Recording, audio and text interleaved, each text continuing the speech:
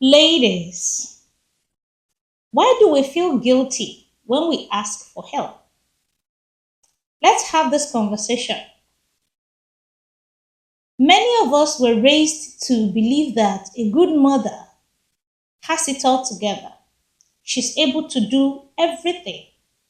She's able to cook, to clean, to raise the children, to organize the home, to support everybody emotionally, and somehow she's still able to pursue her own goals.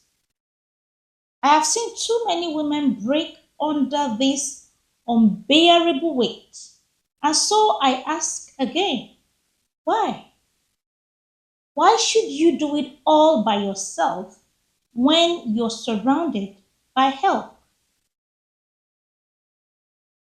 You see, that old rugged expectation is not only unrealistic in your reality as an ambitious mom, it is also very exhausting.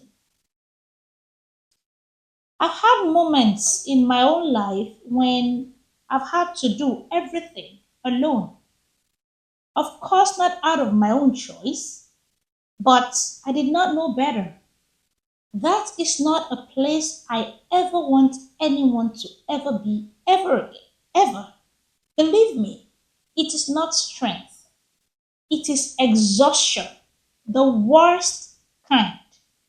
And it can spiral very quickly into a feeling of rejection and invalidation. And the more exhausted you become as a mom, as a boss, as an employer, as an employee, as a wife, in whatever role you're trying to fit into, the less patient, creative, and present you will be. So you see how counterintuitive it is for you to want to do everything alone just to prove that you are a strong mother. This may not be your intention, of course, but it is the wiring that we have received as women, as strong women. So, this is something I want you, as an ambitious mother, to hear very clearly today. Delegation is not laziness, delegation is leadership. A household is not designed to be run by one exhausted person. It is not designed to be run by an individual. Just like an organization is not designed to be run by one intelligent, hardworking person. It is meant to be run by a collaborative effort.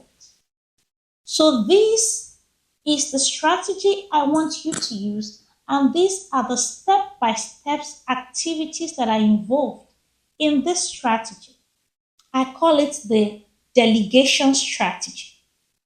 The step one is to accept that you cannot do everything. This first step is a mental step. It is to release the idea that doing everything makes you a better mother. You need to unwire that wiring that told you that what defines you as a strong mother is your ability to put it all together, to be everything to everyone, and to do everything without complaint. Because it is not true. It usually just makes you a more tired mother, a more tired woman. A tired woman is not attractive. The step two is to identify the household tasks that you have to complete. You need to write down everything that is required to run the home. I know you know them all off the top of your head by now, but you still need to name them, for this strategy to be the most effective. For example, cooking, dishes, laundry, tidying up, school runs, but school preparation, grocery planning.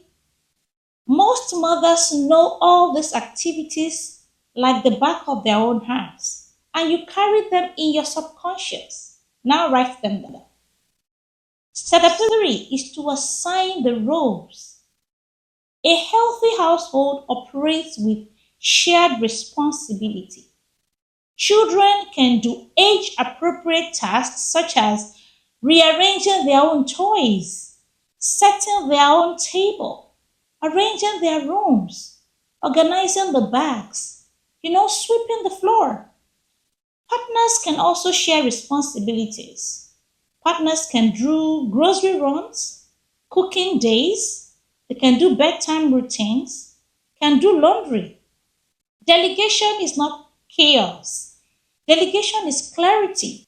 It means you're able to identify the task and identify the best person for the job. You see, it is leadership with clarity.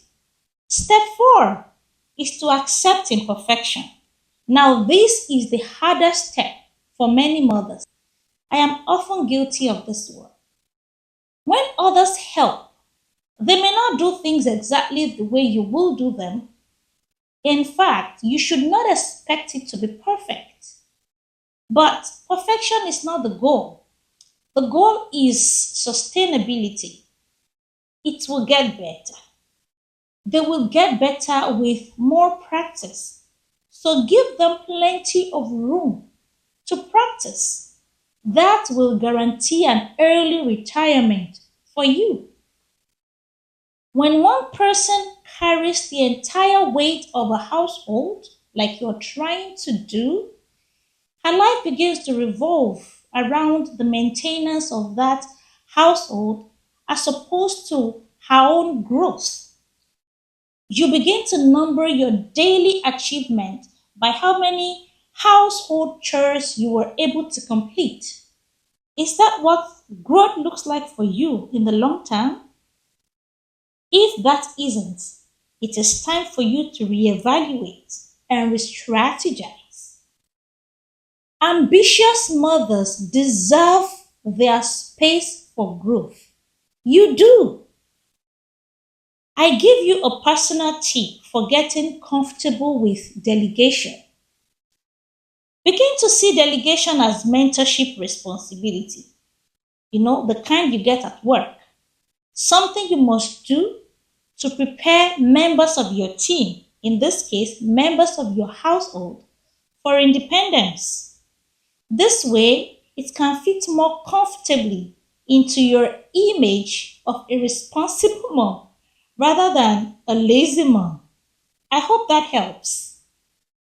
So, if you've been feeling overwhelmed trying to do everything, this might be the sign you're looking for, the permission to release some of that weight. Let it go. Let somebody else have it. They're looking forward to the opportunity. A well run home is not the product of one exhausted mother. It is not the product of one exhausted individual. It is the result of a well balanced shared responsibility and a system of accountability. And that is part of what I call building structural motherhood.